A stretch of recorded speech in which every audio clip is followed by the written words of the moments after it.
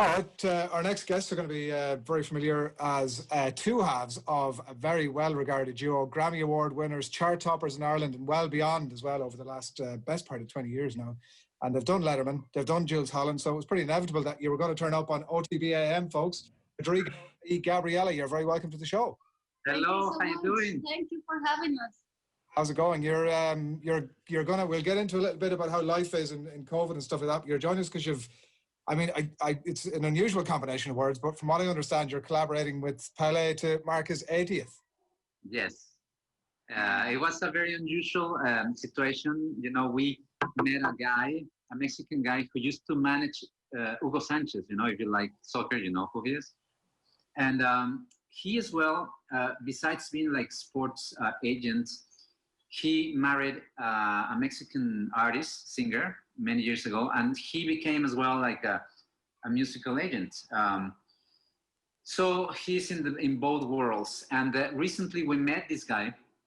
His name is Jorge Berlanga, and he's friends with a lot of footballers, and he's friends with Pele. And he thought like, hey, listen, Pele has a lot of songs, because I don't know, you know, but he loves writing songs and all that. And I knew he loved music, but I didn't know that he actually wrote a lot of songs. And he said, like, would you like to collaborate with him? And then he talked to Pele, and then Pele was like, yeah, Pele didn't know anything about us. And we just had won the Grammy when this started, this conversation. And then Jorge introduced our music to him. He liked it. He said, like, yeah, why not? And then he put us in touch with his right hand and producer, called Ruria, which is an amazing producer. He's worked with a lot of amazing bands and artists, Brazilians, and from the States as well, from like anywhere. And then,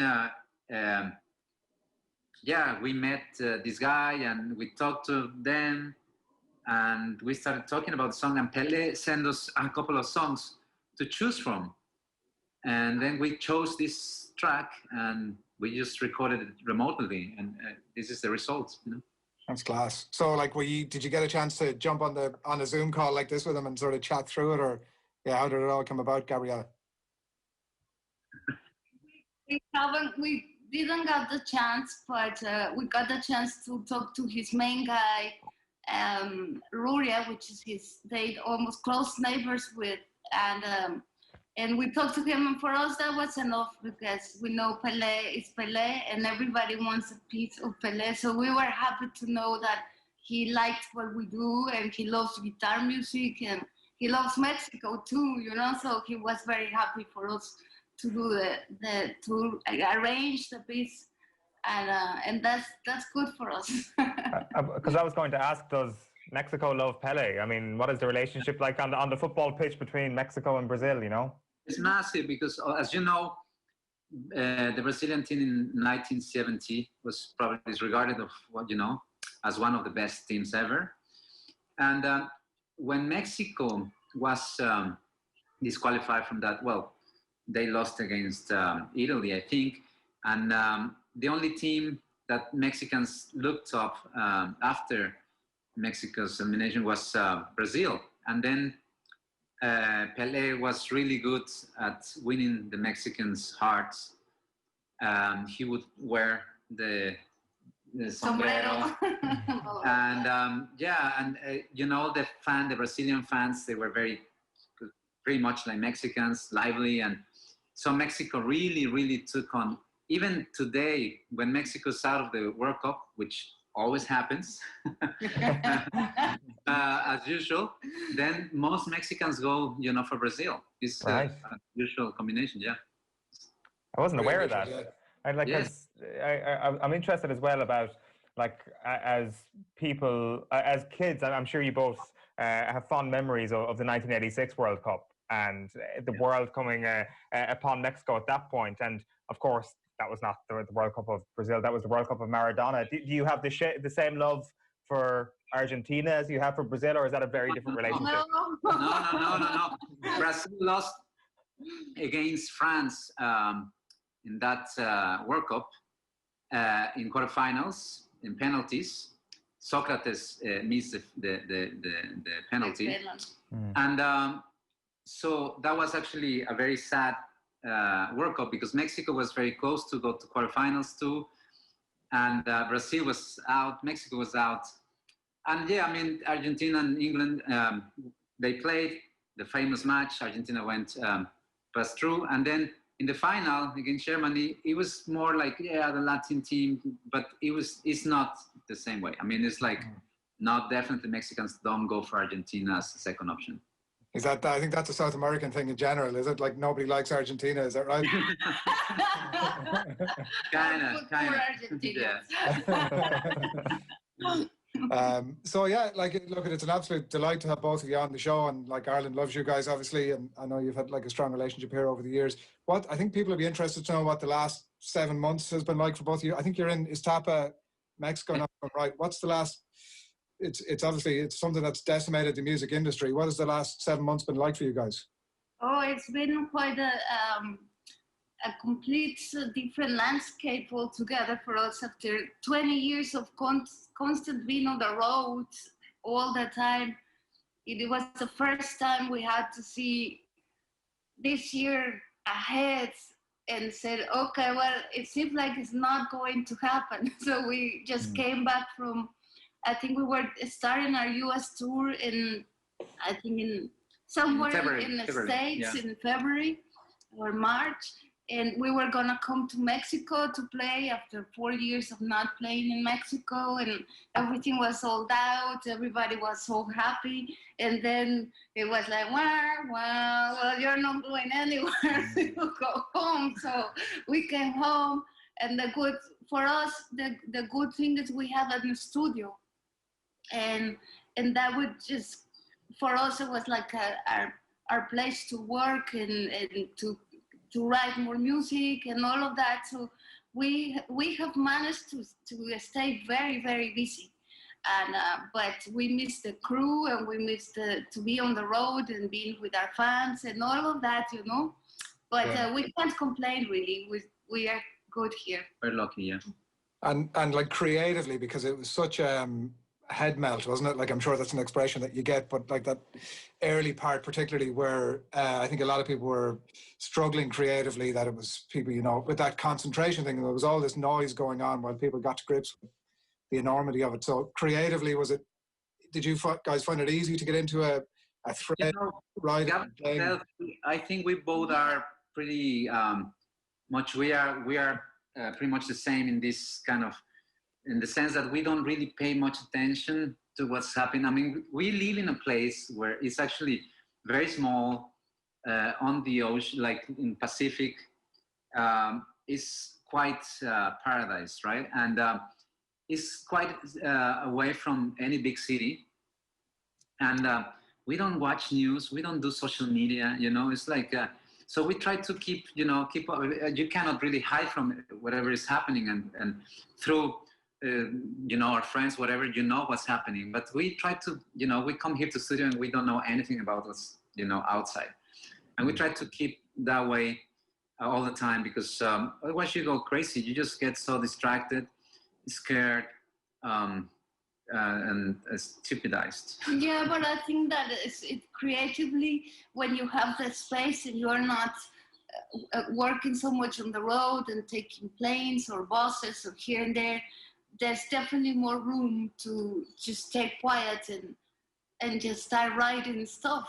And even if you're not super inspired, it is a good moment to start working on things from scratch, because it's the only way you get momentum. And for us, it was difficult to do that on the road. And so luckily right now we have all of the time, and we're just coming up with ideas and demos and all of that, and that feels good, you know. It feels productive. We even managed to do this like unusual collaboration with Pele, and other things that we've been doing, like covers, version of, you know, different bands, and we opened a Patreon page. I mean, we are doing many creative stuff, and you know, we're happy, we're okay, you know. What have you found that it's like in that creative process? I don't know if you guys have landed on some like amazing creative vein now over the course of that, but have you found that it's altered, or as you guys, like we mentioned, it's sort of 20 years now that you've been together musically, that that the last 7 months has altered any of that? I know that, like, it's difficult to categorize your style anyway, but have you found that anything that's been going on over the last 7 months has altered your style at all? Or I think, well, in my case, I found, the love for music is beyond my career, if you know what I mean. It's like just being here playing without the need of, or the obligation of going out on tour or putting an album out. I found like I forgot about that totally sometimes, and I'm just playing almost for no reason, and I love it. That's what I love to do. So even if we cannot go back to tour anymore, never ever, which is hopefully not the case, but I would keep playing guitar, and that has made in a way has shifted my true nature back to to it, and I feel much more in contact and much more in touch with the actual instrument than I used to. Yeah, and I think that also because we both are playing and normal, like just playing with the guitar and coming up with ideas and stuff like this. And I think you have written a lot of music on your own, and me too. And so we both are working separately and different stuff that is not necessarily for the band, the band format. But it's also good for the band because it keeps you all the time fresh and all the time with ideas and a lot of freshness. When we show up here to play, we both coming in with a lot of ideas and proposals and all of that. So in that end, it's good because it's been on the lockdown. It's bad for a lot of things, but it's good for creativity because then you're forced to be there. Yes. How's Mexico dealing with COVID? It's bad. It got very bad here, especially in Mexico City, in a few cities. And it was very bad. I don't know the numbers, but I know it was the highest of the countries in the world, I think after States and somewhere else, and then it was Mexico. And so luckily here we came to orange color, I think, but we're still a little bit. And we know that in Ireland, you guys are very bad right now, and I'm sorry. We just, well, let's see what happened, but hopefully everybody's safe. We're all in it together, absolutely, no question about it. And one of the things, obviously, well, a couple of the things, sport and music, obviously, are the two great releases for the masses. And I know, Rodrigo, you're a Barcelona fan, if I'm right. I'm sure you the win every week. Not been, what have you made at the start of the season? Maybe not been everything you might have wanted domestically. Yes, it's like it's a good start. I was doing an interview the other day with a French journalist, and we're talking about it. And he mentioned that Jurgen, what's the name of Liverpool's Klopp? Jurgen Klopp. He actually said that Barcelona is like an orchestra, right? Playing note by note, and Liverpool is like a rock band, like a heavy metal band. And they play, in Barcelona, when you used to watch Barcelona play like 10 years ago, and the ones that we were fortunate to go and see the actual team playing in the stadium live, and you see how they moved. It was like note by note. It's like incredible. But these days, Barcelona they're back to, I guess, to the quartets. And they need to become like if they want to play like an orchestra. Yeah, man. So it's gonna take a few years, before they go back to where they were. Yeah. So obviously, as a footballing nation, Mexico doesn't like Argentina, but you make one exception for Lionel Messi, I presume, as a Barcelona fan. Of course, yeah. Okay. I think it's top. I think it's better than Pele. No, I'm just kidding. Cut. Listen, there's always Real Madrid to delight yourself in this week, obviously, anyway. So that. Yeah, exactly. Yeah, on Saturday. Listen, it's been a delight catching up with you, and I hope that creative process that you've been through over the last while, that we get to see the fruits of that at some point soon. Absolutely. Yes. We'll hopefully catch up with you soon again. Thanks a million for joining us. Thank you very much. So much. You're awesome. We missed you. We miss you. Before we let you go, give us the details of your Patreon. I know you mentioned Patreon, Rodrigo. What are the details if people want to go along and check that out? Well, yeah, I mean, I guess it's Rodrigo y Gabriela Patreon, right? I don't know how to access, but yeah, I think it's just look for Rodrigo y Gabriela on Patreon, and yeah, it's kind of cool. We didn't really know much about it, and we learned from someone that used it, and it's super cool, actually. You have a very cool access and direct access to your fans. And if you are opening a Patreon, don't do it for, this is like an advice for musicians, don't do it for money. Do it for other reasons, and it's actually, it works, and then money comes second, actually. It's funny, but do it for other reasons. Do it because you really want to get closer to your fans, and they are so happy, and it's very, very unusual tool, but pretty effective. So check it out. Yeah, good stuff. Okay, cool. Yeah. And if you guys, I don't know if you guys have your guitars there, but if you wanted to, yeah, just I can. Let me just grab them. Here.